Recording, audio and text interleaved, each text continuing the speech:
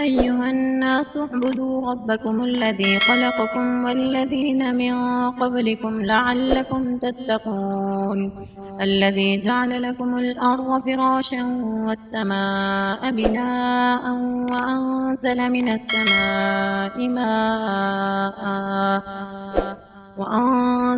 السماء ماء فأخرج به من الثمرات رزقا لكم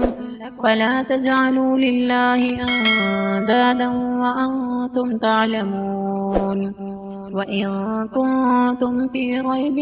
مما نزلنا على عبدنا فأتوا بسورة من مثله وادعوا شهداءكم من دون الله إن كنتم صادقين فإن لم تفعلوا ولن تفعلوا فاتقوا النار التي وقودها الناس والحجارة أعدت للكافرين وبشر الذين آمنوا وعملوا الصالحات أن لهم جنات تجري من تحتها الأنهار كلما رزقوا منها من ثمرة رزقا قالوا هذا الذي رزقنا من قبل وأتوا به متشابها ولهم فيها أزواج مطهرة وهم فيها خالدون إن الله لا يستحيي أن يضرب مثلا ما بعوضة فما فوقها فأما الذين آمنوا فيعلمون أنه الحق من ربهم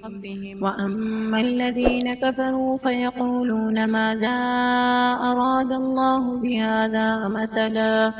يضل به كثيرا ويهدي به كثيرا وما يضل به إلا الفاسقين الذين ينقضون عهد الله من بعد ميثاقه ويقطعون ما أمر الله به أن يوصل ويفسدون في الأرض